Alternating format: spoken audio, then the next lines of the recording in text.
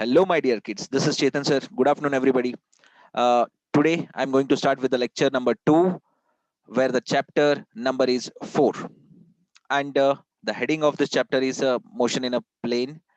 So, this physics is belonging to NCRT Class 11 Physics. Fine. And the today's concept, it is all about representation of a vector. ठीक है? तो representation of a vector में हम लोग vectors को कैसे represent करते हैं हमने कल थोड़ा सा ब्रीफ देखा था. Today we are going to get into detail. ठीक है. And this physics is belonging to my version of series, beta series. Okay.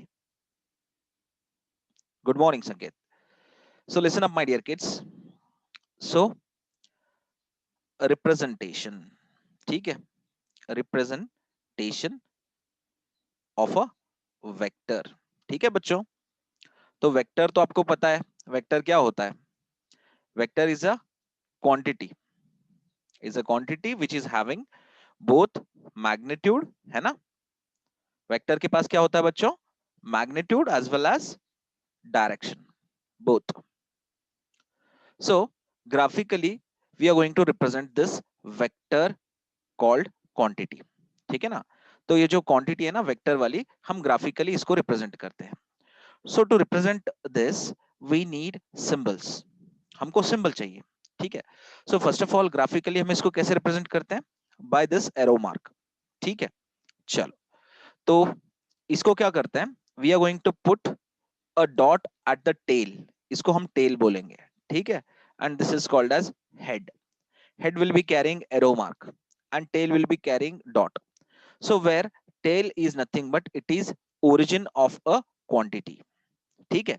और ये जो एरो मार्क है ना, this is showing the direction of a quantity. ठीक है.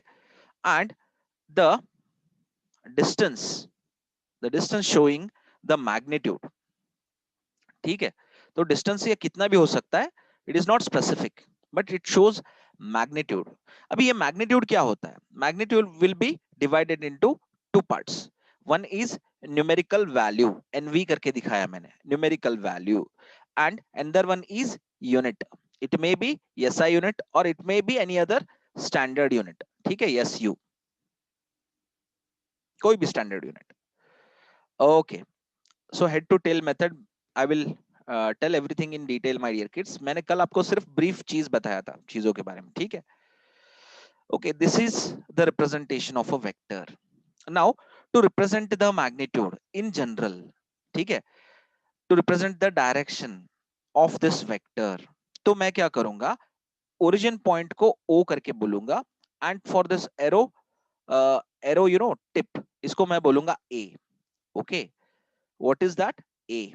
सो OA is nothing but it is the magnitude. ये आपका magnitude है. ठीक है. What ever it may be carrying value, value कुछ भी हो सकता है. नाउ OA इज हैविंग से for example over the head arrow mark.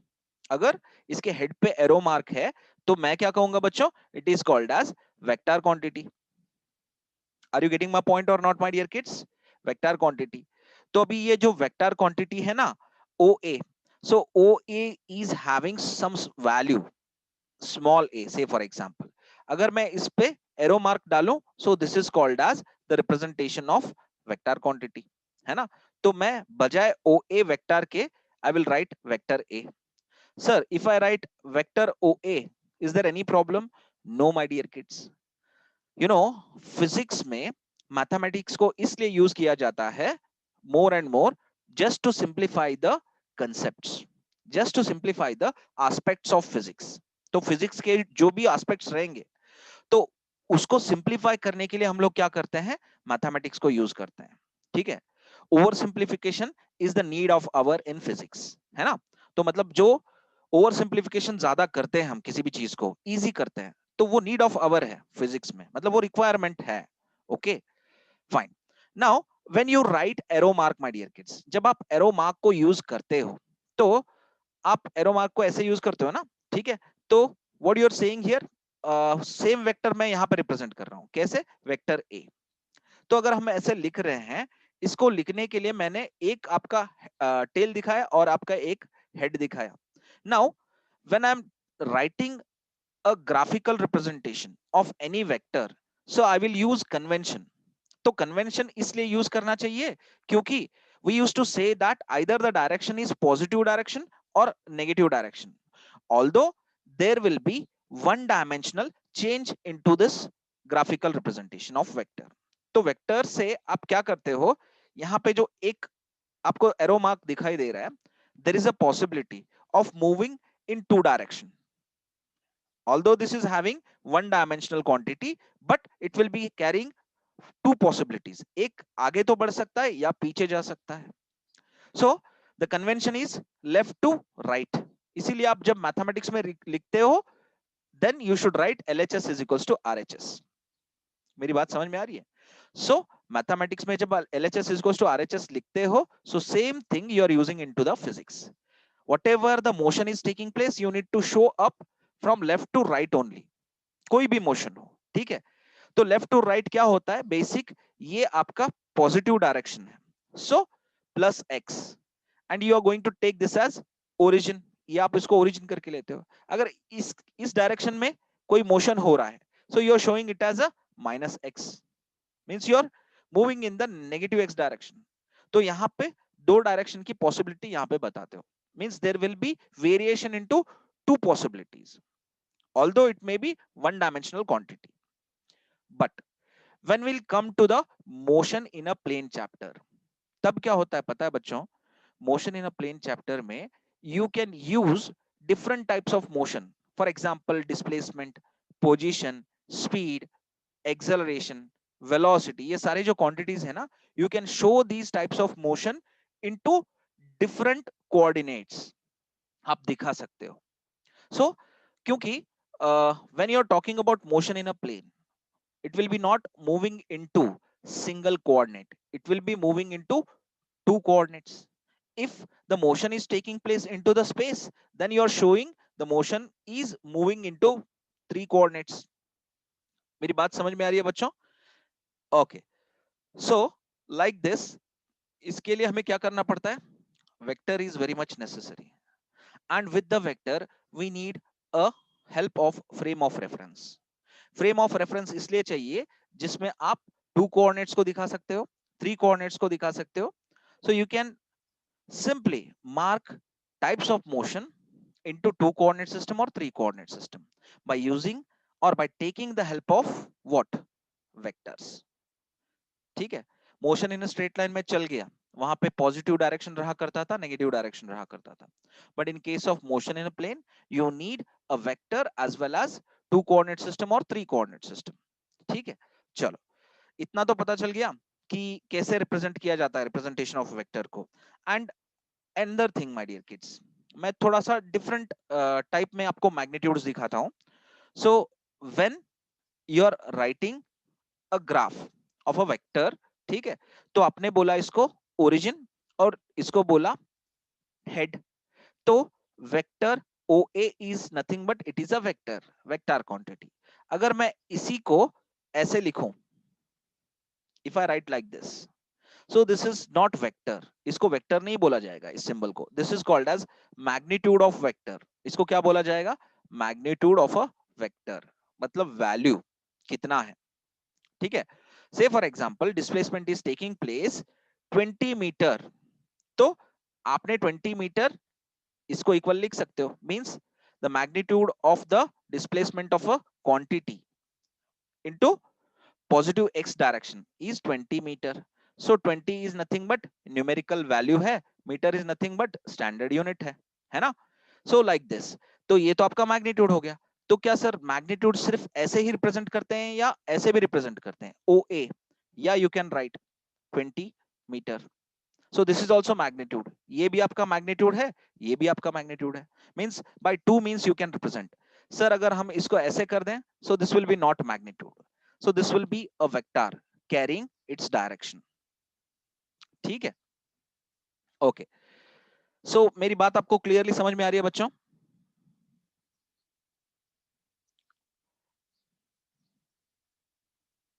Okay. Srishti, Aishwarya, Priyanka good, Vaishnavi, Umesh, Sameer Kulkarni, Priyanka Rathod fine, Chetan HD, very good. Okay, listen up my dear kids, ये तो चीज आपको क्लियरली बहुत अच्छी तरीके से समझ में आ गई। Now the same magnitude and vector is again represented in different ways. Or Shifa, thank you. So listen up, my dear kids. Adarsh. Now, OA, vector OA is a vector quantity. If I write OA, this will be equals to modulus of vector OA. Okay, so this is magnitude. So if I write the value of the OA can be taken as A, तो ये A को equal हो जाएगा. So this is your magnitude.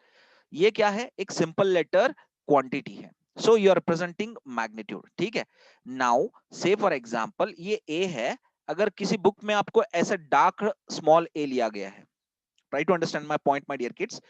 Into the textbook I am saying, textbook और reference book, if they are showing with a dark letter small letter A, ठीक है, और else capital letter bold letter, ठीक है, ए, और else vector A, ये dark नहीं है, thin letter, but arrow is there over the head of this letter. ठीक है. तो ये तीनों क्या रिप्रेजेंट करते हैं पता है? Three of things are representing a vector. ये एक वेक्टर को रिप्रेजेंट करते हैं. ये चीजें आप याद रखो बच्चों properly. When you are writing a small letter with the bold dark, ठीक है, and when you are writing with the vector with the capital A, ठीक है, bold, as well as small a which is not dark, thin thin letter है but arrow is there over the head, this is also called as vector quantity. As well as capital A को arrow डाल दिया लेकिन this is not bold, this is thin letter. Okay, so this is also a vector quantity. मेरी बात समझो बच्चों. We are not using only one symbol as a A for the vector quantity. हम इसको B करके भी use कर सकते हैं. Capital letter B but it should be bold. मेरी बात समझ में आ रही है? This is also a vector quantity. अगर स्मॉल बी यूज किया गया and this is dark bold, ऐसे मतलब डार्क शेडेड, तो इसको भी वेक्टर क्वांटिटी बोला जाएगा. if they are using thin letter and they are using arrow over this is also called as vector quantity. So then when we are going to call this as magnitude, magnitude कब बनेगा?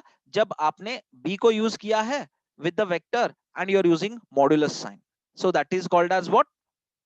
magnitude of that vector quantity. जो भी vector b है उसका जो magnitude है, उसका जो numerical value with the unit है, वही ये value है. मेरी बात समझ में आई? So this is called as 20 metre. ये आपका मैग्नीट्यूड है. ठीक. और एल्स कैपिटल बी को बोल्ड लेटर में डार्क शेडेड है and you are using modulus of this, modulus of this, so you are using magnitude. 20 metre है, 30 मीटर है. क्लियर हो गया? Why I am showing these representation, you should not get confused with those while solving the problems, while reading the concept. ठीक है. ये मैंने बहुत ही clear कर दिया आपको ताकि आपको किसी भी चीज का कंफ्यूजन ना हो दिमाग में. ठीक है. Okay, let me rub this my dear kids. Representation of vector तो मैंने आपको ऑलमोस्ट ऑल बता दिया. Do you have any doubts my dear kids? कोई डाउट्स है इस पे? अगर डाउट्स है तो हम लोग, मैं कुछ आपको फिर से क्लैरिफाई कर दूंगा. No doubts? चेतन एचडी या समीर कुलकर्णी या thank you.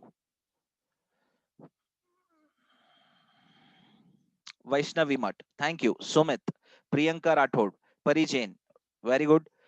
Vaishnavi Math, okay, thank you. Umesh, thank you. No doubts, अच्छी बात है. अगर आपको डाउट्स नहीं है, I will be fine with those. Pratap Rajput, Santosh Shri Hiremath, Datta M K, Shifa, okay, fine fine fine. Okay, Aishwarya and Soundarya, Srishti Nandyal, very good my dear kids, you peoples are listening very properly. Shrishti Nandyal, thank you. Okay Chetan HD, let me start with the next concept. तो आगे बढ़ते हैं. ठीक है. तो आपका बड़प्पन है कि आपको सारी चीजें समझ में आ रही हैं. ठीक है. सो एक चीज मुझे बताना है बच्चों. whenever you used to write like this, इसको क्या बोलते हैं? ये जो दिख रहा है ना, ये these are called as module. Single, ये जो भी है ना, इसको मॉड्यूल बोलते हैं। क्या बोलते हैं इसको? Module. When you are using with the vector A, ऐसे आपने इसको यूज किया ना, इसको बोलते हैं मॉड्यूलस। दो यूज करते हैं तो इसको बोलते हैं modulus. So what it indicates, ये क्या बताता है? It indicates that the value of the vector quantity, I mean to say magnitude, is always positive. तो ये जब भी हम यूज करते हैं, इट इज रिप्रेजेंटिंग मैग्नीट्यूड। ठीक है, तो मैग्नीट्यूड है, but we are using it as a positive value. मतलब 20 मीटर यूज कर रहे हैं तो ये 20 मीटर क्या रहेगा? पॉजिटिव रहेगा, नेगेटिव नहीं रहेगा, because you are using modulus, है ना। तो जब यूज करते हैं तो उसको बोला जाता है, उस प्रोसेस को, मॉड्यूलस ऑफ वेक्टर ए। ठीक है, तो बस ये चीज बताना था आपको मुझे। Now importance of vectors my dear kids. Vectors का इंपॉर्टेंस क्या है into the field of physics? Sir it cannot be only small a. हाँ, Sameer Kulkarni, very good question. For negative, negative can be written as negative my dear kids, listen up. तो negative आपको अगर लिखना है, ये वेक्टर ए है, ठीक है, इसका नेगेटिव आपको लिखना है, so this is your positive. ठीक है, अगर आप मॉड्यूलस को यूज कर रहे हो फॉर राइटिंग नेगेटिव, ठीक, देखो यहाँ पे, फॉर राइटिंग नेगेटिव वेक्टर आप ऐसे लिख सकते हो। एंड स्मॉल ए, अगर इसको मैं डार्क शेडेड बना दूं, and if you write like this, there is no need of writing vector, and this will be not visible properly when we use our handwriting, हमारा own handwriting जब हम exam में लिखते हैं, so this will be not seems clearly, Sameer Kulkarni and other students। ये कैसे दिखेगा? छोटा a ही दिखेगा, so that examiner will get confused, so that is why you need to use like this। आपको ऐसे यूज करना पड़ेगा। into the books it will be highlighted properly, text books में हाईलाइट हो जाता है properly। Okay, and when you use modulus for this will become what? This will become positive। Is that clear? Okay, so when you write a small thin letter like this, you cannot write like this, you should use vector a। तो यहाँ पे मैं जो दिखा रहा हूँ, dark करके दिखा रहा हूँ आपको, लेकिन बहुत सारे जो एग्जामिनर रहते हैं ना, वो वेरीफाई नहीं कर पाते हैं उन चीजों को, so they will go for the, क्या कहते हैं, रॉन्ग चेकिंग, और मार्क्स कट हो जाएगा। सो बेटर है, you should use arrow mark. Okay, text book print में जब पढ़ते हो तो मैं आपको बताया कि कैसे उसको करना है, fine. And what vector A represents my dear kids? This is your vector A. ठीक है, ये आपका वेक्टर ए है, ये आपका माइनस वेक्टर ए है। मेरी बात समझो बच्चों, this is your vector A, this is your minus vector A, and the magnitude of this is vector A, and the magnitude of this is vector A, है ना, यही है ना? और else you can write like this. ठीक, so both are equal by magnitude, by magnitude. बहुत ही basic चीजें हैं बच्चों, इन चीजों को प्रॉपरली याद रखो, so that you should not gate confused. ठीक है, it seems very easy, but these small things only will allow you to make mistakes। आपको यही चीजें गलत करवाएंगी, and when you write in exams and you will think that यार मैंने इतने छोटे से mistakes किए, है ना? Okay, so listen up my dear kids, importance of vectors, next concept।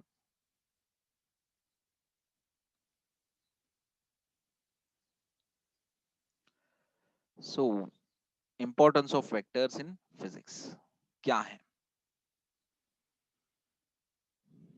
From this lesson, question are asked in JEE paper ना sir, very much my dear kids। motion in a plane बहुत ही heavy chapter है बच्चों, इससे जो questions पूछेंगे ना, इससे और motion in a straight line से और लॉज ऑफ मोशन से प्रॉपरली, जो आप अगर मैकेनिक्स को करोगे, तो मैं तो कहता हूं कि जेई में क्वालिफाइंग की जो कैपेबिलिटी है ना, वो बढ़ जाएगी, स्पेशली फॉर मैकेनिक्स, जिसमें कम से कम 7-8 चैप्टर आते हैं, as well as electricity and magnetism.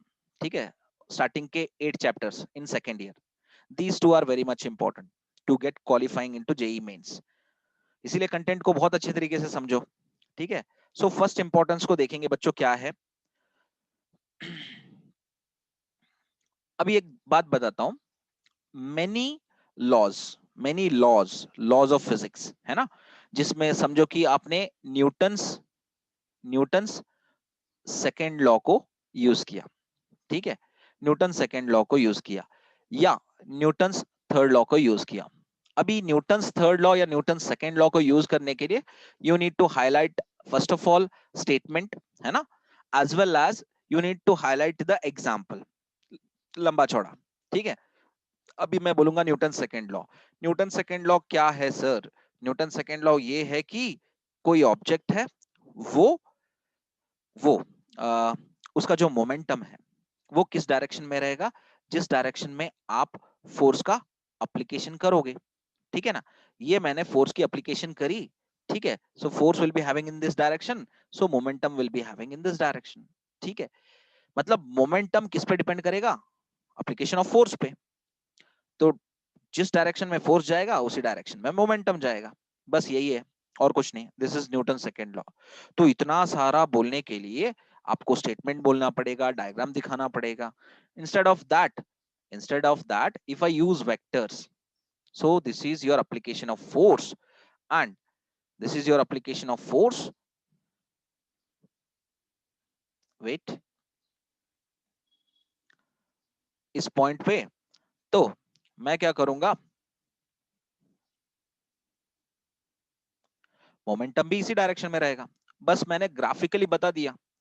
I said graphically, what I said, force भी यही है, मोमेंटम भी यही है। You got that point? इतना लंबा चौड़ा खींचने के बजाय I have used a smallest graphical representation इस लॉ के लिए। सो this is one of the importance of usage of vectors. तो बड़े लंबे चौड़े कंसेप्ट्स को छोटे तरीके से हम डाल सकते हैं। या my dear kids, in the NEET they will ask Priyanka Rathod. So Newton's third law, अभी न्यूटन्स थर्ड लॉ के लिए क्या बोलूंगा, for every action there is equal and opposite reaction. ठीक है, फिर उसके बाद बोलूंगा you just take a ball and throw a ball over the wall, this is your force of action and you will get the reaction. मैंने एक example बता दिया। आप बोलोगे सर हमने 20 मीटर डिस्टेंस से बॉल को वॉल पे फेंका था लेकिन बॉल आके सिर्फ 5 मीटर पे गिरा, सर वाई सर? तो यहाँ पे ऐसे मतलब फिर आपको एक्सप्लेन करना पड़ेगा, no my dear kids, there will be inelastic collision, for that is why the reason the some amount of energy got absorbed into the ball and remaining amount of energy is given to the same ball, so there will be law of conservation of energy due to which momentum of the ball after getting reacted taken place। तो law of conservation of momentum भी रहेगा, ये चीज हम बोल देंगे।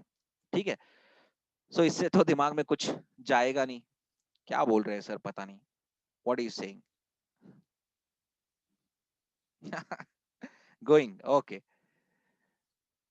Listen up my dear kids, what I am trying to say you, यहाँ पे देखो ये आपका एक्शन ऑफ फोर्स है।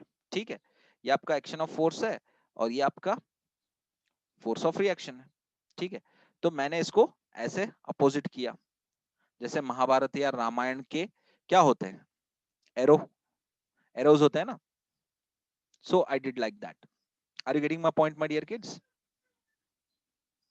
या, so this is force of action and this is force of reaction. देखो यहाँ पे दोनों के जो मैग्नीट्यूड है वो भी सेम है। From here if the force of action is acting with 20 Newton and this should be force of reaction is acting with 20 Newton. तो मैंने ग्राफिकली क्या बता दिया, vector A is vector A and minus vector A. So the force acting at this point is कितना, resultant force 0, है ना? This is how I shown you graphically Newton's third law. तो ये तो इंपॉर्टेंस आपको इजीली पता चल गया कि कैसे करते हैं। Many laws of physics can be expressed in compact form by using the vectors। मतलब कई सारे ऐसे लॉज हैं जिसको हम कॉम्पैक्ट करके वेक्टर्स के द्वारा रिप्रेजेंट करते हैं, as I shown you in the explanation over this page. ठीक है, क्या मेरी बात आपको क्लियरली समझ में आई बच्चों? सो this is the first importance. अभी हम क्या करते हैं, सेकंड इंपॉर्टेंस को देखते हैं कि सेकंड इंपॉर्टेंस क्या है। चलो, सबको क्लियर है? Very good. So within 10 minutes this link will be going to get cut. तो आपको ये चीज याद रखना है, the derivation involving many laws, the derivation involving many laws of physics can be greatly simplified by the use of vectors। ठीक है, the derivations involving many laws of physics can be greatly simplified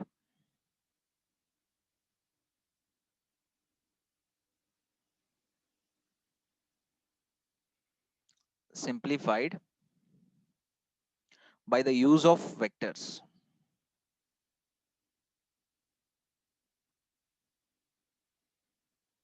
ठीक है, देखो बच्चों मैं क्या कहना चाह रहा हूं. You all know this formula, F is equals to, wait, F is equals to ma. ठीक है, so if I write the equation in this way, इसका मतलब क्या है, or else if I write this equation dp by dt is equals to or proportional to vector f, what it means, force is a independent physical quantity. तो देखो बच्चों, अगर ये कोई बॉडी है और इसमें समझो कि एक्सेलरेशन एक्सपेल कर रहा है, ठीक है, इससे एक्सेलरेशन आ रहा है, so depending upon that acceleration कि यहाँ पे कितना फोर्स लग रहा है ताकि ये बॉडी मोशन में है, will come to know that. ठीक है, सो जब अगर फोर्स इस पे अप्लीकेट हो रहा है, depending upon that what will happen, the momentum will get with respect to time taken. तो यही आपका न्यूटन्स सेकेंड लॉ है. तो न्यूटन सेकेंड लॉ को ये कंक्लूजन लाने के लिए we need to use this formula, dp by dt is directly proportional to force. ठीक है, तो इसको हम वापस रिवर्स लिख देते हैं ऑर्डर. सर पहले आपने ऐसे क्यों लिखा, बाद में क्यों रिवर्स किया, पहले ही ऐसे ले लेते. You know my dear kids, p is the momentum and force f is the force. Force जब लगता है तभी बॉडी में मोमेंटम आता है. whenever you apply a force, then only the body will get moved. Say for example, you are standing for the prayer into your college or school. ठीक है, तो जब आप पे कोई फोर्स लगेगा, प्रेयर में लाइन में खड़े हो, कोई आपका फ्रेंड पीछे से धकेलेगा, तभी जाके आपके अंदर मोमेंटम आएगा, है ना. तभी जाके आप दूर जाके गिरोगे या आगे वाले बंदे पे या आगे वाले बंदी पे गिरोगे, है ना. So from the girl side भी कोई अगर पीछे से गर्ल्स धक्का दे दे तो आगे वाले फ्रेंड के ऊपर जाके गिरेगी वो, या बॉयज के साइड से बॉयज को एक्सपेल किया मतलब धक्का दिया तो बॉयज जाके आगे गिरेगा. Okay, are you getting my point और नॉट माय डियर किड्स. ठीक है, तो मतलब फोर्स डालने के बाद ही मोमेंटम आएगा बॉडी में. तो force will be the independent physical quantity and momentum will be the dependent physical quantity. ठीक है, तो पहले मैंने ऐसे लिया, फिर उसके बाद क्या किया, 1 रुपया है जिसके 2 फेसेस हैं, एक के सामने आपको दिख रहा है 1 रुपया, तो पीछे से मैं क्या बोलूंगा, मैंने उसको देख रखा है कि यार इसका वैल्यू 1 रुपया है. अगर मैं ऐसे घुमाऊं मतलब दूसरा फेस दिखाऊं तो आपको क्या लगेगा, इट विल बी 1 रुपी. क्या 10 रुपए बन जाएंगे मैंने घुमाने के बाद. We are not making magic here, right. तो वैल्यू तो सेम रहेगा. ठीक है, तो मैंने इसको घुमाया, घुमाने के बाद तो प्रोपोर्शनैलिटी साइन को रिमूव किया, जिससे क्या मिला, इज इक्वल्स टू एंड के वैल्यू मिला. प्रोपोर्शनैलिटी रिमूव करने के बाद इज इक्वल्स टू के वैल्यू मिला इनटू डीपी बाय डीटी. क्या मेरी बात आपको क्लियरली समझ में आई बच्चों. ठीक है, अभी मुझे क्या करना है, कंक्लूजन लाना है, since we are finding out the magnitude of force. ठीक है, उसके बाद हम वेक्टर भी लिखेंगे. Okay, listen up my dear kids. तो मैंने यहाँ पे F इज इक्वल्स टू के को लिखा, फिर D बाय dt को लिखा, फिर P इज इक्वल्स टू क्या लिखा, P is equals to mv लिखा, क्योंकि ये फॉर्मूला है मोमेंटम का, लीनियर मोमेंटम का. क्या मेरी बात आपको क्लियरली समझ में आई बच्चों. Where m is the constant, v is the variable. ठीक है, तो जब भी हम डिफरेंशिएट करते हैं किसी कांस्टेंट को तो कांस्टेंट बाहर आ जाता है. सो differentiation will be get differentiated with the variable quantity, है ना. so dv by dt क्या है बच्चों, kma. F is equals to kma where k is the constant. so convenient value for constant is 1. तो k is equals to अगर 1 डालें तो हमें मिल रहा क्या है यहाँ पे, F is equals to ma. ये क्या है, F is equals to ma. ए है, ठीक है, वेट, ठीक है। So this is your magnitude. So right the equation, ये पूरा क्या है, ये डेरिवेशन है, हमें डेरिवेशन मिला हमें, ठीक है। So to write this into the vector form हम क्या करेंगे, vector F is equals to M into vector A. मतलब पूरा जो प्रोसेस है, ये डायग्राम हो या डेरिवेशन हो, तो हमने सिर्फ एक ग्राफिकल फॉर्मेट में लिख दिया, वेक्टर वेक्टर फॉर्मेट में लिख दिया, vector F is equals to M into vector A. Simple है ना बच्चों, is this clear, any confusion over this? तो सेकंड वाला चीज यही बताता है, importance of vector, where the derivation, derivation जो पूरा यहां से आपने यहां तक देखा ना, ठीक है, कहां से कहां तक देखा, यहां से लेके यहां तक, ठीक है, इस whole process of making the equation over simplification, that process is called as derivation, ठीक है। No difficulty in this. Okay, fine. Very thanks, Samir Kulkarni. Okay, as well as Priyanka Rathore, Shrishti Nandya, Adarsh. Fine, thank you. Vaishnavi. Okay, listen up, my dear kids. तो अभी हम लोग यहाँ पे क्या करने वाले हैं? We got this equation. We made this equation. Santosh, thank you. Aishwarya, thank you. Abhijit, close your video panel, please. Okay. So this is okay. So I will rub the second clause of the importance of vectors into physics. ये आपका second clause था, ठीक है, जिससे हमें समझ में आया कि कैसे इसको यूटिलाइज किया जाता है। डेरिवेशन वो प्रोसेस है ना जिसमें हम फिनोमिना को एक प्रॉपर तरीका देते हैं, means we will prove that phenomenas conclusion by mathematical means, ठीक है। तो उस प्रोसीजर को क्या कहते हैं, डेरिवेशंस कहते हैं, ठीक है। चलो, so the third point we are going to make, तीसरा पॉइंट क्या है, the laws of physics, the laws of physics can be expressed in vector form। तो मैंने दिखाया ना आपको, इन वेक्टर फॉर्म रिमेन इनवेरिएंट। मतलब जब हम वेक्टर का एप्लीकेशन करते हैं, वेक्टर फॉर्मेट का एप्लीकेशन करते हैं over the laws of physics, there will be no variation into the value for translational. देखो यहाँ पे क्या बताया जा रहा है, स्पेसिफिकली बताया जा रहा है, for translational and rotation of the coordinate system.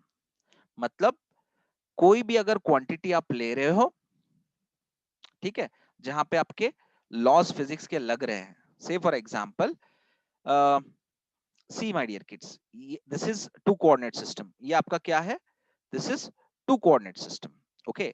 So say for example you are seeing an example, you are seeing an example of Newton second law. यहाँ पे एक ऑब्जेक्ट लिया जिसपे हमने फोर्स को लगाया, जिससे क्या मिला बच्चों, क्योंकि बॉडी में एक्सेलरेशन आया तो एक्सेलरेशन कितना होगा उसी पे फोर्स डिपेंड होगा। सो फोर्स के साथ साथ इस ऑब्जेक्ट का क्या हो रहा है, मोमेंटम हो रहा है ना। तो ये आपका फोर्स था और ये आपका मोमेंटम है, ठीक है। तो say for example I am standing from here and I am seeing the whole scenario from this side, the whole frame. कोई बंदा आके इस साइड से देखेगा, पीछे साइड से, okay, and some person will come by this angle, he will see. तो तीनों एंगल से आप किसी भी एंगल से इस कोऑर्डिनेट क्या सिस्टम को देखो, इस कोऑर्डिनेट सिस्टम को घुमाओ, उल्टा पुल्टा कैसे भी घुमाओ, the laws of physics can be expressed into vector form, तब वैल्यू वेक्टर फॉर्म का चेंज नहीं होगा। तो मैं इसको कैसे लिख रहा हूं, I am writing out like this, dp by dt is directly proportional to f। so is there any change into the vector form? मैं अगर इसको ऐसे लिखूं तो क्या वैल्यू में चेंज आएगा जब इस कोऑर्डिनेट सिस्टम को। So listen up my dear kids, तो हम कहां पे थे, we were taking coordinate system, ठीक है। तो कोऑर्डिनेट सिस्टम को समझो बच्चों, मैंने इसको क्या किया, इसके अंदर I am seeing Newton second law, where the force application over this object is taking place, due to which acceleration is produced into the body, and उससे क्या मिल रहा है, मोमेंटम मिल रहा है बॉडी को। तो हो क्या रहा है बच्चों, the momentum, the acceleration whatever produced, so we are getting what, due to this acceleration we are getting the force. तो इस फोर्स की वजह से क्या हो रहा है, मोमेंटम मिल रहा है। तो जब मोमेंटम का एक डायरेक्शन मिल रहा है along the positive x direction, ठीक है, तो फोर्स का भी सेम डायरेक्शन है। क्योंकि फोर्स का सेम डायरेक्शन है तो मोमेंटम का भी उसी डायरेक्शन में क्या करेगा, बॉडी का जो मोमेंटम है उसी डायरेक्शन में जाएगा। Getting my point? सो मेरा कहना यह है, कोई बंदा पीछे से देखे इसको या कोई बंदा आगे से देखे, और एल्स बाय एनी एंगल्स, ठीक है। Say for example the whole frame, यहां से लेके यहां तक आपने मूव करा, और the same frame when you are moving where the whole activity is taking place, तब भी value of the Newton second law change नहीं होगा, ठीक है। Even after application of vectors vectors over the quantity, over the quantities, it will not get change, तो value में change नहीं आएगा। Even if you are writing dp by dt is directly proportional to f, और यहां पे आपने क्या करा, मोशन चेंज करा। if you are writing the vector format of this quantity, when you change the frame's position, frame position 1 पे था फिर अभी पोजीशन 2 पे आ गया, सो तब भी क्या नहीं हो रहा है, the value of the Newton second law is not varying. Frame को घुमाया उल्टा पुल्टा, जैसे डमरू घुमाते हैं ना, भोले शंकर डमरू घुमाते हैं ना, वैसे कैसे भी घुमाओ, वरना बॉल स्पिनर बॉल घुमाता है ना, वैसे फ्रेम को घुमाया, और वहां पे एक्टिविटी क्या चल रही है, फिनोमिना क्या चल रहा है, न्यूटन सेकंड लॉ चल रहा है। And there also you are not getting the change value of the force, Newton second law का वैल्यू चेंज नहीं हो रहा है। क्लैरिफाई हो गया बच्चों ये? Okay fine, very good, same sir, no change. Okay Sumit, Umesh, Pari, fine. So listen up my dear kids, अभी ये तो चीज हमको क्लियरली पता चल गया। Now we are going to see for another quantity. तो हम लोग कल थोड़ा सा टेंसर्स के बारे में बात कर रहे थे, we were using the term called tensors, what is actually this is. तो जैसे फिजिकल क्वांटिटी, फिजिकल क्वांटिटी हम लोग टर्म को देखते हैं, ठीक है, and when we see an example of length, एक एग्जांपल देखते हैं, तो we used to call this as scalar quantity, ठीक है। हमने इसको डिवाइड किया, कैटेगराइज किया। जैसे हम स्टूडेंट्स को देखते हैं, हम बोलते हैं the best student, the weak student, the medium student, ऐसे कैटेगरी बनाते हैं ना, वैसे क्या होता है फिजिकल क्वांटिटीज में कैटेगरी बनी होती है, और वो कैटेगरीज में scalar quantity which will be carrying only 20 metre, ठीक है, न्यूमेरिकल वैल्यू, स्टैंडर्ड यूनिट, बस यही चीज। फिर बाद में अगर समझो फोर्स है यहाँ पे, ठीक है, force, so force will be having into the category of vector quantity, जिसमें आपको क्या मिलेगा, डायरेक्शन मिलेगा first of all, and magnitude मिलेगा। तो मैग्नीट्यूड क्या रहेगा, क्योंकि 50 न्यूटन है तो दिस इज न्यूमेरिकल वैल्यू, ठीक है, न्यूटन क्या है, this is standard unit, and direction तो उसके साथ साथ मिलेगा, ठीक है। सो डायरेक्शन के लिए आपको क्या करना पड़ेगा, you need to go with the क्या, you need to go with the convention, ये आपका convention रहेगा। when you are utilizing the vector quantities you should use this convention। ये convention क्या रहेगा, इसमें इंडिया मैप डालो आप, इंडिया मैप आपने डाल दिया, ठीक है, फॉर आपको याद रहने के लिए बोल रहा हूं मैं, ठीक है। So this is your India map. तो इस साइड में क्या रहता है, जापान है, ठीक है। सो इस साइड में क्या आता है, वेस्टर्न कंट्रीज, तो वेस्ट जापान ईस्ट में है, और जम्मू कश्मीर यहाँ पे रशिया आता है ऊपर, आगे नॉर्थ, नीचे एंटार्क्टिका। तो ये कन्वेंशन याद रखियो बच्चों, क्या कैसे याद रखना है, east, west, north and south, simple है ना। So this convention you need to remember, या अभी टेंसर के बारे में आएंगे बच्चों। टेंसर क्या होता है, टेंसर एक अलग क्वांटिटी है, ठीक है, जिसमें combat aircraft, we are going to use the combat aircraft, ठीक है, क्या, कॉम्बैट एयरक्राफ्ट्स। सो इसका बेस्ट एग्जांपल कौन सा है, बताओ बताओ बच्चों। सू 30 MKI। So this is the aircraft of Indian air force, ठीक है, रशियन वर्जन, ठीक है। इसमें आपको एक कंसेप्ट आएगा, एक फिजिकल क्वांटिटी मिलेगा, that is called as thrust vectoring. क्या बोला जाएगा इसको? Thrust vectoring. So that thrust vectoring क्या होता है? You know, whenever you sit into the combat plane, whenever you used to sit into the combat plane, you know what my dear kids, आपने combat plane लिया, ठीक है, I will show you, wait my dear kids.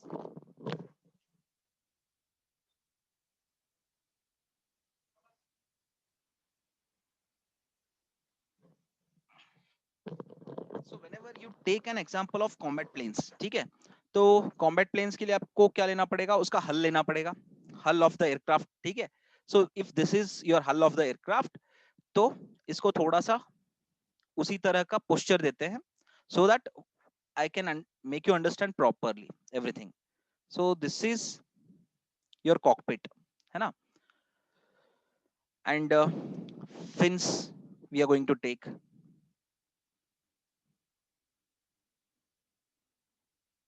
Hull, HULL, HULL, Samir, listen up my dear kids, HULL.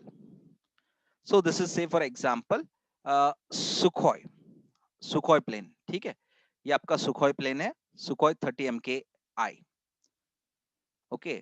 यहाँ पे fins लगाए जाएंगे, there will be small fins over here, okay, this is your fins, and this is the tail, ये आपका tell रहेगा, tail fin बोलते हैं इसको, as well as there will be fins over this place also, यहाँ पे भी fins रहते हैं, ठीक है। सुखोई प्लेन का जो फिन स्ट्रक्चर है ऐसा ही है, ठीक है।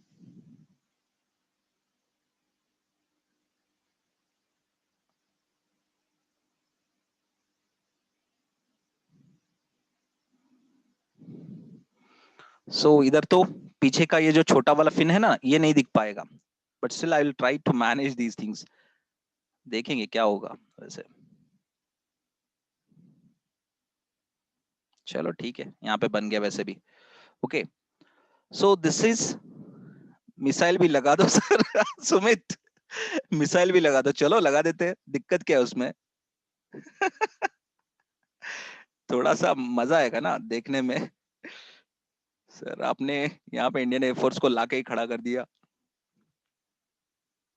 हो गया मिसाइल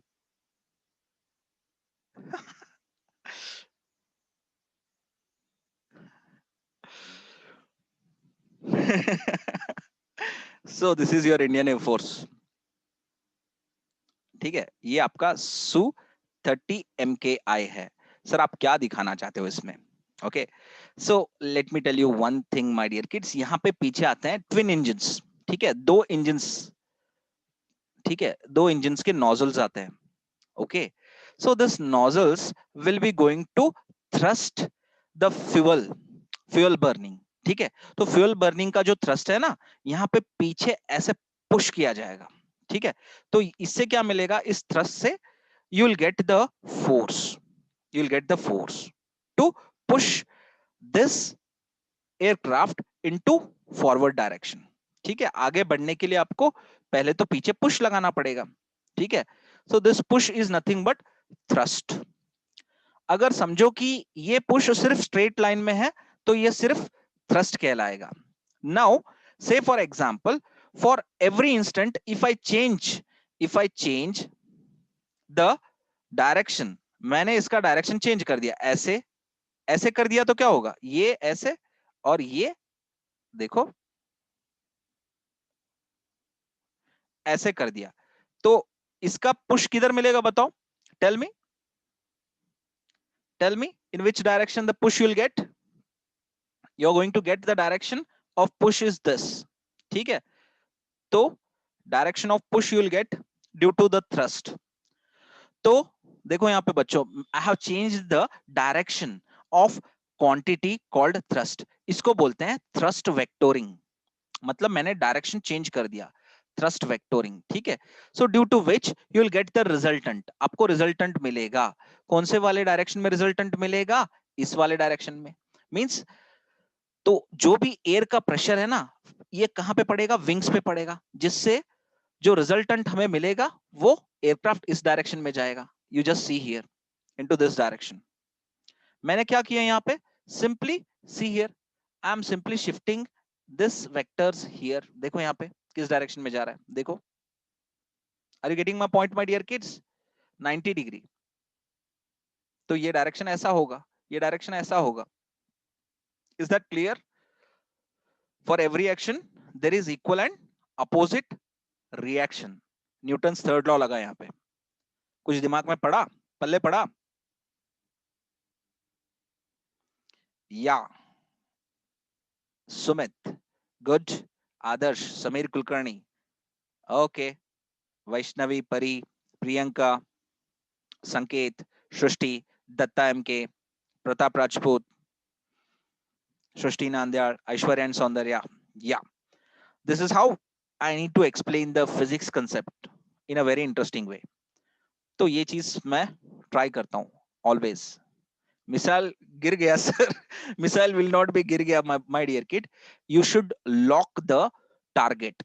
टारगेट को लॉक करो, फिर बटन दबाओ, शिफा, गुड। सो टारगेट को लॉक करो, बटन दबाओ, ये जाएगा उड़ते हुए ऐसे ऐसे ऐसे ऐसे। पीछे यहाँ पे कोई एयरक्राफ्ट है समझो, इसको जाके धूम, उड़ गया दुश्मन का aircraft. Okay, Priyanka Rathod, fine. So this is over tensor के बारे में। लेकिन सर अभी भी डेफिनेशन हमें पता नहीं चला कि इसका डेफिनेशन क्या है। सो टेंसर्स का डेफिनेशन आप नोट कर सकते हो, ठीक है। These are the physical quantities. मैंने सिर्फ एक एग्जांपल लिया था फिजिकल क्वांटिटी, थ्रस्ट वेक्टोरिंग का।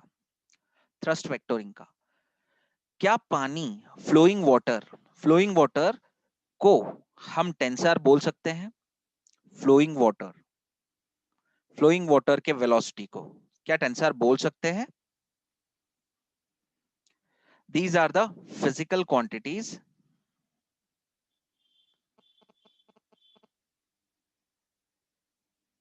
These are the physical quantities which are neither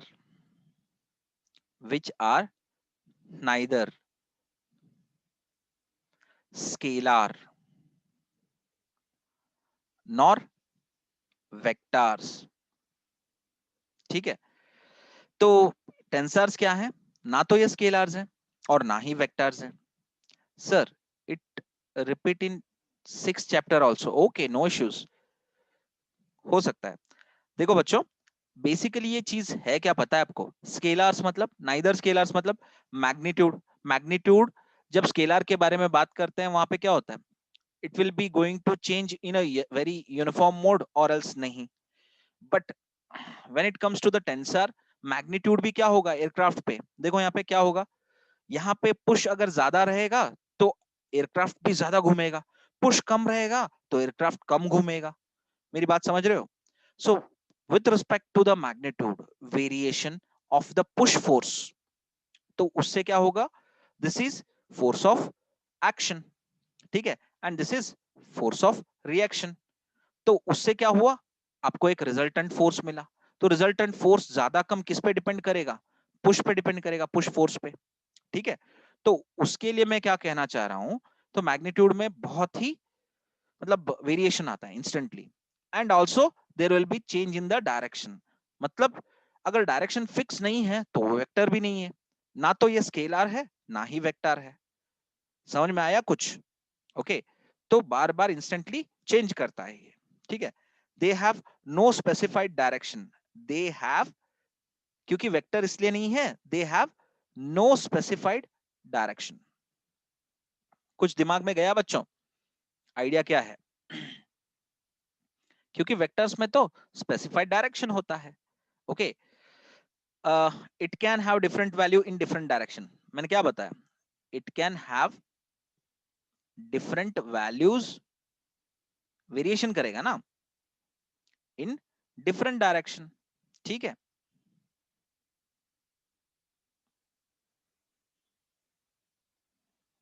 बहुत ही क्लियर तरीके से मैंने आपको ये चीज को समझाया। ठीक है, ओके, इज दिस ओवर? समझ में आया कुछ?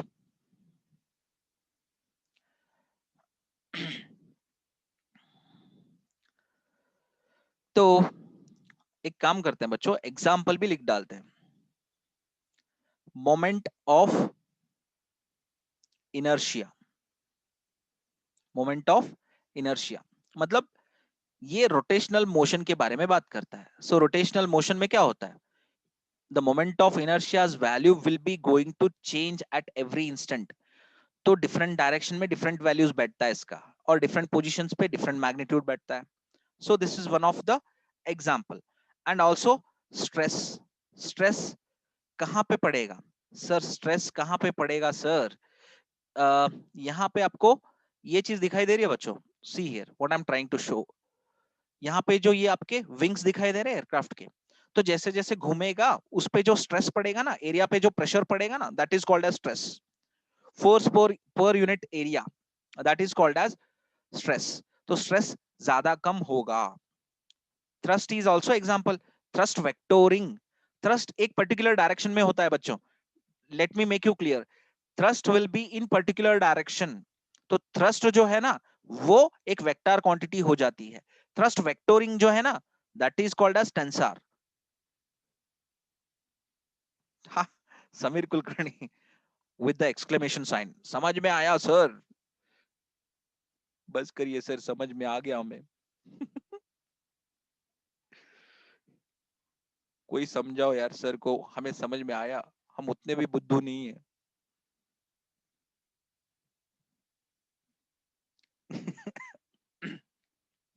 सो माय डियर किड्स, यहां तक आज का क्लास था। ठीक है, so till here I have explained you in a very clear way. In the next class my dear kids, types of vectors को बताऊंगा, different types के vectors को, as well as I'm going to explain you magnitude का multiplication कैसे किया जाता है, and direction with magnitude जो क्वांटिटीज रहेंगी उसके मल्टीप्लीकेशन कैसे किए जाएंगे। या yesterday's video I am going to upload today, Priyanka Rathod. तो देखो बच्चों मैं क्या कह रहा हूं, मल्टीप्लीकेशन ऑफ मैग्नीट्यूड्स, मैग्नीट्यूड्स ठीक है, इसको क्या बोलते हैं, किस तरह का मल्टीप्लीकेशन होता है, एंड मैग्नीट्यूड एंड डायरेक्शन वाले क्वांटिटी होते हैं ना, मतलब वेक्टर्स के जो multiplication, when you make a multiplication of scalars, scalars and scalars, when you make a multiplication of vectors and vectors, ठीक है, scalars और vectors, scalars and vectors, तो उसको कौन से टाइप के मल्टीप्लिकेशन बोलते हैं, डॉट प्रोडक्ट क्या होता है, क्रॉस प्रोडक्ट क्या होता है। सो what we'll get into the conclusion, we are going to see that why, because those things are very much important to the further studies in class 11 as well as class 12 competitive exams के लिए। ठीक है, वो उसके साथ साथ उससे पहले टाइप्स ऑफ वेक्टर्स, दोनों चीजों को कल कंप्लीट करूंगा। ठीक है, because these are very much basics of physics. Okay, so take the attendance, Sameer Kulkarni as well as Vaishnavi मठ।